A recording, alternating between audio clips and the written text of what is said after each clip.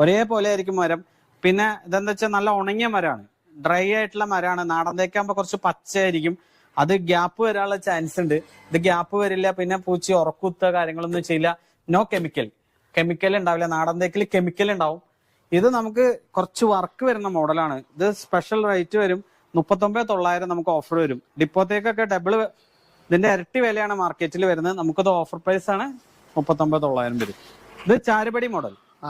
இப்போ இது வந்து பாத்தீங்கன்னு சொன்னா நிலம்பூர்ல வந்து ஃபாரஸ்ட் டீக் வுட், அதாவது ஃபாரஸ்ட் டீக் வுட்டுக்கும் நாடன் தேக்குக்கும் എന്താ വ്യത്യാസം?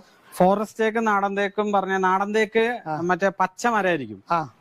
ഫോറസ്റ്റ് തേക്ക് പറഞ്ഞ 3-4 വർഷം വെട്ടിയിട്ട് ഉണങ്ങിയ മരമാണ്. പിന്നെ 40 വർഷത്തിന് മുകളില് ട്രീറ്റ്മെന്റ് ചെയ്തിട്ട് സെപ്പറേറ്റ് സർക്കാരിന്റെ നോട്ടത്തില് വളർന്ന വുഡാണ്. ഇപ്പൊ നാടൻ തേക്ക് വെച്ചാൽ ഒരു 20-25 വർഷം ആകുമ്പോൾ തന്നെ മൂക്കുമ്പോഴേക്ക് തന്നെ മുറിക്കും.